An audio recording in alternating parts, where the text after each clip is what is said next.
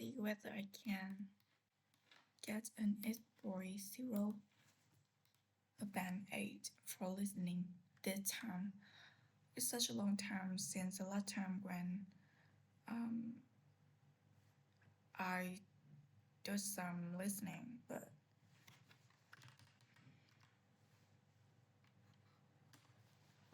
actually I still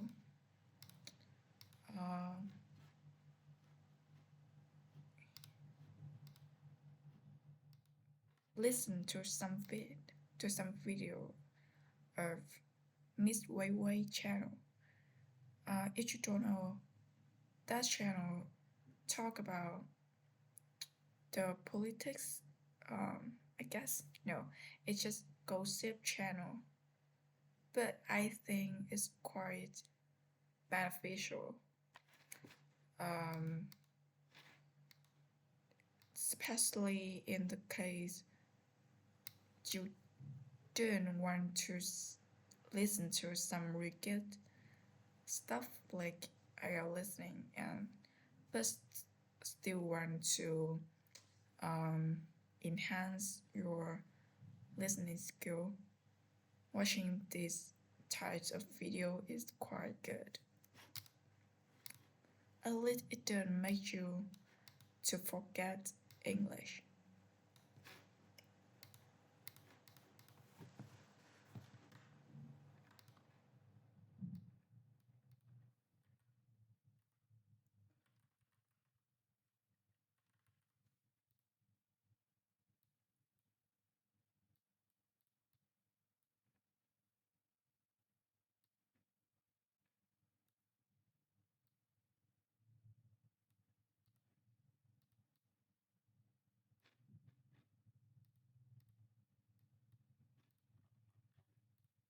Okay, let's get started.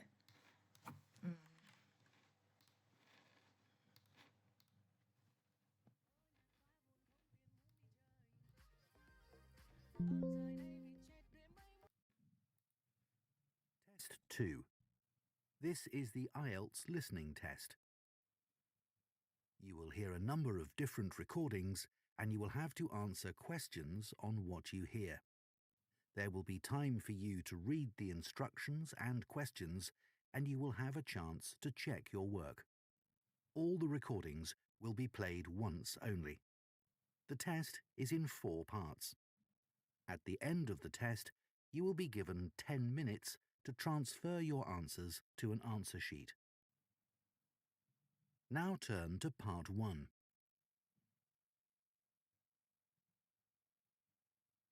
Part 1.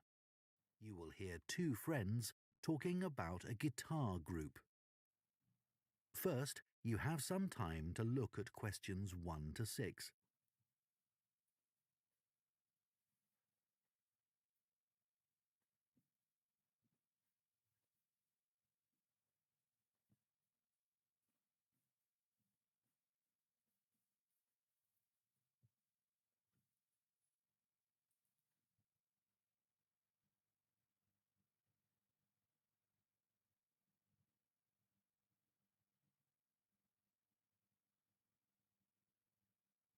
Now listen carefully and answer questions 1 to 6. Hi, Coleman. How are you? Good, thanks. I wanted to have a chat with you because our friend Josh told me that you've joined a guitar group and it sounds interesting. I'd really like to learn myself. Why don't you come along? I'm sure there's room for another person. Really? So, who runs the classes? He's called a coordinator. His name's Gary Matheson. Let me note that down.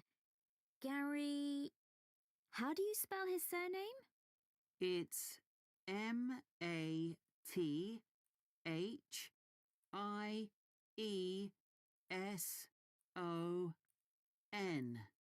Right, thanks. He's retired, actually, but he's a really nice guy, and he used to play in a lot of bands. Thanks. So, how long have you been going? About a month now. And Could you play anything before you started? I knew a few chords, but that's all. I'm sure everyone will be better than me. That's what I thought too. When I first spoke to Gary on the phone, he said it was a class for beginners, but I was still worried that everyone would be better than me. But we were all equally hopeless. Oh, that's reassuring. So, where do you meet? Well, when I joined the group, they were meeting in Gary's home. But as the group got bigger, he decided to book a room at the college in town. I prefer going there. I know that place. I used to go to tap dancing classes there when I was at secondary school. I haven't been since, though, and I can't remember what road it's in. Is it Lock Street? It's just beyond there, at the bottom of New Street, near the city roundabout. Yes, of course. The guitar club is on the first floor in room T347. Right. And when do you meet? Is it at the weekend? We meet on Thursdays. It used to be 10:30, and that suited me well. But now we meet at 11. The class that's in there before us asked if they could have the room for another 30 minutes. Oh, I see. Well, I'd love to come, but I don't have a guitar. Well, you can always buy a second-hand one. There's a website called The Perfect Instrument that sells all kinds of guitars, violins, and so on. I'm sure you'll find something there. Before you hear the rest of the conversation, you have some time to look at questions 7 to 10.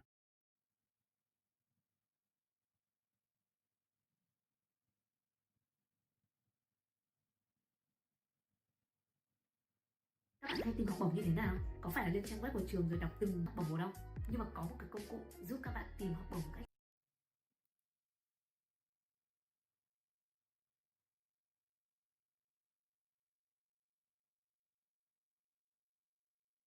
Now listen and answer questions 7 to 10. So, what's a typical lesson like with Gary? Well, he always starts by getting us to tune our guitars. That takes about 5 minutes. Uh-huh. Some people have an app they use, but others do it by ear. Gary goes round and helps them. And while he's doing that, he tells us what he's going to do during the lesson. Right. First, we usually spend about 10 minutes doing some strumming. So, is that using... Oh, what are they called? Plectrums? No, we just use our thumbs. Oh, much easier. Gary reminds us where to put our fingers for each chord, and then we play them together. Sometimes we all just start laughing because we're so bad at keeping time. So Gary starts clapping to help us. Do you learn to play any songs? Yes, we do at least one song with words and chords. I mean, that's harder than you think. Oh, I'm sure it is. That part of the lesson takes about 15 minutes. He often brings a recording of the song and plays it to us first. Then he hands out the song, and if there's a new chord in it, we practice that before we play it together, but really slowly. Do you do any finger picking? That's the last 10 minutes of the lesson, when we pick out the individual notes from a tune he's made up. It's always quite simple. That must be hard, though. It is. But people like it because they can really concentrate. And if we're all playing well, it sounds quite impressive. The only trouble is that he sometimes gets us to play one at a time. You know, alone. Oh, that's scary. It is. But I've got used to it now. At the end, he spends about 5 minutes telling us what to practice for the following week. Well, thanks, Coleman. I'll go and have a look at that website, I think. That is the end of part 1. You now have 1 minute to check your answers to part 1.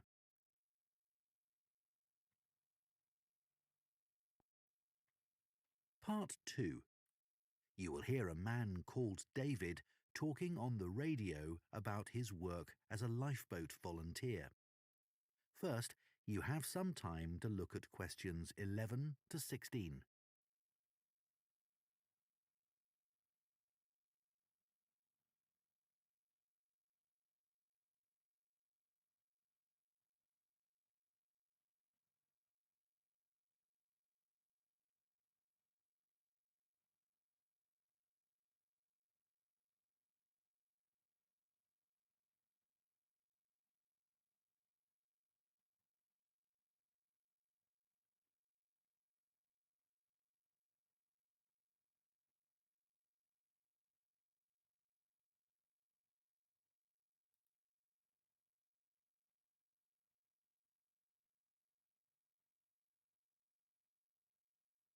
Now listen carefully and answer questions 11 to 16. I never really planned to be a lifeboat volunteer when I came to live in North Sea. I'd been working in London as a website designer. But although that was interesting, I didn't like city life. I'd been really keen on boats as a teenager, and I thought if I went to live by the sea, I might be able to pursue that interest a bit more in my free time. Then I found that the Lifeboat Institution was looking for volunteers, so I decided to apply. The Lifeboat Institution building here in North Sea is hard to miss. It's one of the largest in the country. It was built 15 years ago, with funds provided by a generous member of the public who'd lived here all her life. As the Lifeboat Institution is a charity that relies on that kind of donation, rather than funding provided by the government, that was a huge help to us. When I applied, I had to have a health assessment. The doctors were particularly interested in my vision. I used to be short-sighted, so I'd had to wear glasses, but I'd had laser eye surgery 2 years earlier, so that was okay. They gave me tests for colour blindness, and they thought I might have a problem there, but it turned out I was okay. When the Coast Guard gets an alert, all the volunteers are contacted and rushed to the lifeboat station. Our target's to get there in 5 minutes. Then we try to get the boat off the dock and out to sea in another 6 to 8 minutes. Our team's proud that we usually achieve that. The average time across the country's 8.5 minutes. I've recently qualified as what's called a helmsman, which means I have the ultimate responsibility for the lifeboat. I have to check that the equipment we use is in working order. The crew have special life jackets that can support up to 4 people in the water, and it's ultimately my decision whether it's safe to launch the boat. But it's very rare not to launch it, even in the worst weather. As well as going out on the lifeboat, my work involves other things too. A lot of people underestimate how quickly conditions can change at sea, so I speak to youth groups and sailing clubs in the area about the sorts of problems that sailors and swimmers can have if the weather suddenly gets bad. We also have a lot of volunteers who organise activities to raise money for us, and we couldn't manage without them. Before you hear the rest of the talk, you have some time to look at questions 17 to 20.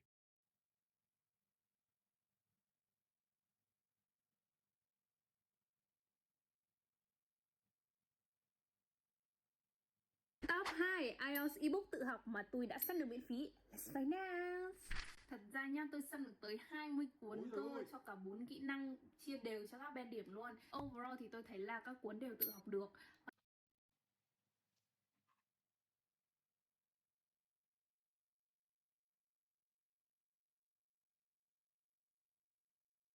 Now listen and answer questions 17 to 20. The training we get is a continuous process, focusing on technical competence and safe handling techniques. And it's given me the confidence to deal with extreme situations without panicking. I was glad I'd done a first aid course before I started, as that's a big help with the casualty care activities we do. We've done a lot on how to deal with ropes and tie knots. That's an essential skill. After a year, I did a 1-week residential course, led by specialists. They had a wave tank where they could create extreme weather conditions, so we could get experience of what to do if the boat turned over in a storm at night, for example. Since I started, I've had to deal with a range of emergency situations, but the work's hugely motivating. It's not just about saving lives. I've learned a lot about the technology involved. My background in IT's been useful here, and I can use my expertise to help other volunteers. They're a great group. We're like a family, really, which helps when you're dragging yourself out of bed on a cold, stormy night. But actually, it's the colder months that can be the most rewarding time. That's when the incidents tend to be more serious, and you realize that you can make a huge difference to the outcome. So, if any of you listeners are interested, why don't you give us a call? That is the end of part 2. Part 3. You will hear 2 students called Bella and Don discussing a presentation they plan to do on recycling footwear. First, you have some time to look at questions 21 to 24.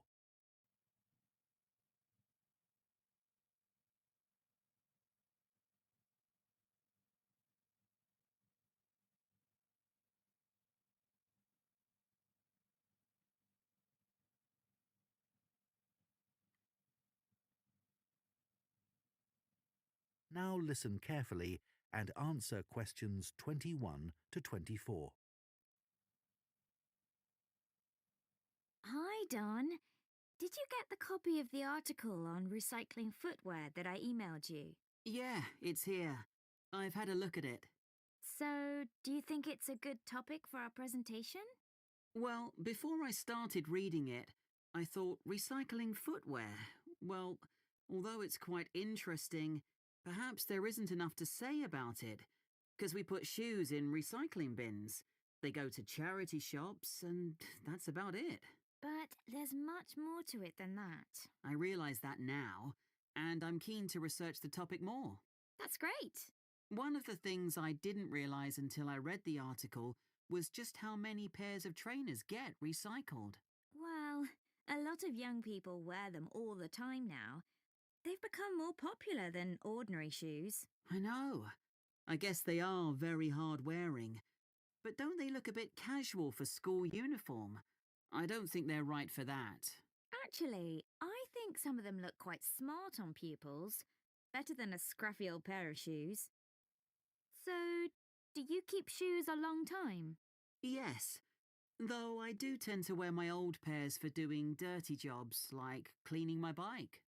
I must admit, I've recycled some perfectly good shoes that haven't gone out of fashion and still fit, just because they don't look great on me anymore. That's awful, isn't it? I think it's common because there's so much choice. The article did say that recent sales of footwear have increased enormously. That didn't surprise me. No. But then it said that the amount of recycled footwear has fallen. It's 6% now, compared to a previous level of 11%. That doesn't seem to make sense. That's because not everything goes through the recycling process. Some footwear just isn't good enough to resell for one reason or another and gets rejected. Before you hear the rest of the discussion, you have some time to look at questions 25 to 30.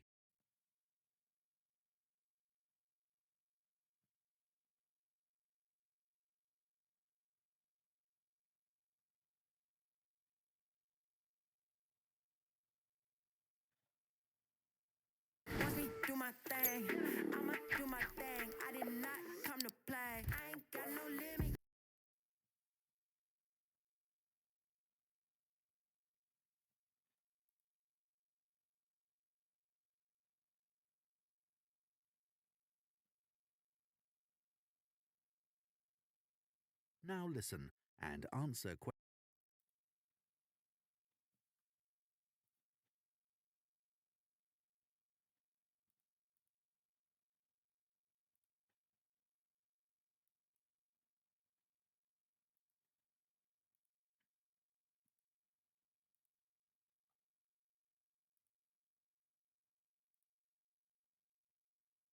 Questions 25 to 30. So, let's find some examples in the article of footwear that was rejected for recycling. Okay. I think there are some in the interview with the recycling manager. Yeah, here it is. Let's start with the ladies' high-heeled shoes. What did he say about those? He said they were probably expensive. The material was suede and they were beige in colour. It looked like someone had only worn them once, but in a very wet field, so the heels were too stained with mud and grass to resell them. Okay. And the leather ankle boots. What was wrong with them? Apparently, the heels were worn, but that wasn't the problem. One of the shoes was a much lighter shade than the other one. It had obviously been left in the sun. I suppose even second-hand shoes should look the same. Sure. Then there were the red baby shoes. Oh, yes. We're told to tie shoes together when we put them in a recycling bin, but people often don't bother. You'd think it would have been easy to find the other, but it wasn't. That was a shame because they were obviously new. The trainers were interesting. He said they looked like they'd been worn by a marathon runner. Yeah. Weren't they split? Not exactly. One of the soles was so worn under the foot that you could put your finger through it. Well, we could certainly use some of those examples in our presentation to explain why 90% of shoes that people take to recycling centres or bins get thrown into landfill. What did you think about the project his team set up to avoid this by making new shoes out of the good parts of old shoes? It sounded like a good idea. They get so many shoes, they should be able to match parts. I wasn't surprised that it failed, though. I mean, who wants to buy second-hand shoes, really? Think of all the germs you could catch. Well, people didn't refuse them for that reason, did they? It was because the pairs of shoes weren't identical. They still managed to ship them overseas, though. That's another area we need to discuss. You know, I used to consider this topic just from my own perspective, by thinking about my own recycling behaviour without looking at the bigger picture. So much happens once shoes leave the recycling area. It's not as simple as you first think, and we can show that by taking a very different approach to it. Absolutely. So let's discuss how we're going to split up the present.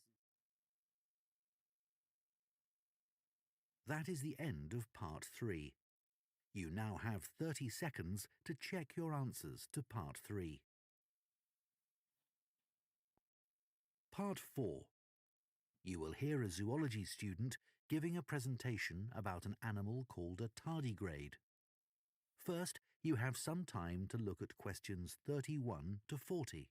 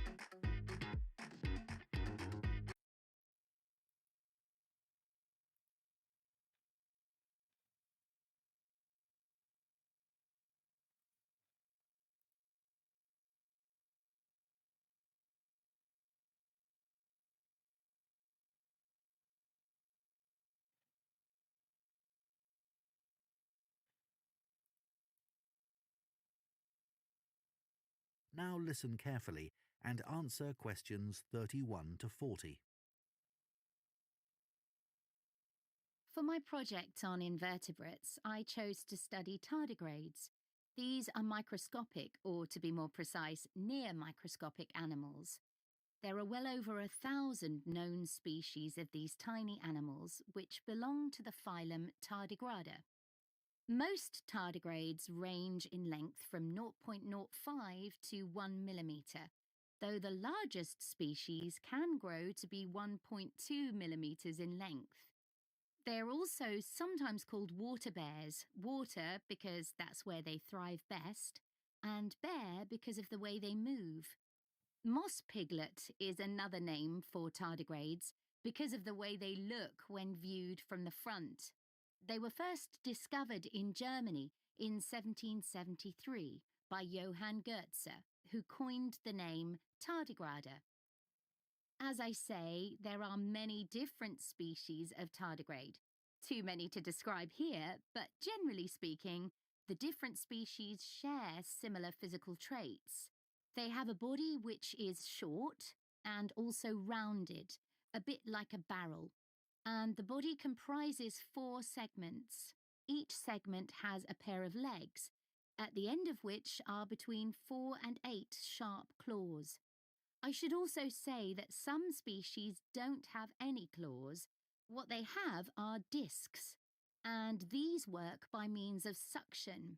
They enable the tardigrade to cling on to surfaces or to grip its prey. Within the body, there are no lungs or any organs for breathing at all. Instead, oxygen and also blood are transported in a fluid that fills the cavity of the body. As far as the tardigrade's head is concerned, the best way I can describe this is that it looks rather strange, a bit squashed even. Though many of the websites I looked at described its appearance as cute, which isn't exactly very scientific. The tardigrade's mouth is a kind of tube that can open outwards to reveal teeth-like structures known as stylets. These are sharp enough to pierce plant or animal cells. So, where are tardigrades found? Well, they live in every part of the world, in a variety of habitats, most commonly on the bed of a lake, or on many kinds of plants, or in very wet environments. There's been some interesting research which has found that tardigrades are capable of surviving radiation and very high pressure. And they're also able to withstand temperatures as cold as -200 degrees centigrade, or highs of more than 148 degrees centigrade, which is incredibly hot.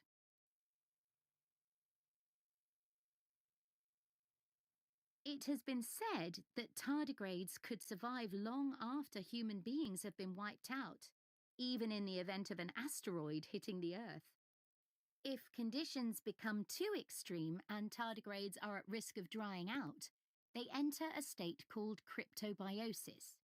They curl into a ball called a tun, that's T-U-N, by retracting their head and legs, and their metabolism drops to less than 1% of normal levels. They can remain like this until they're reintroduced to water, when they will come back to life in a matter of a few hours. While in a state of cryptobiosis, tardigrades produce a protein that protects their DNA. In 2016, scientists revived 2 tardigrades that had been tuns for more than 30 years.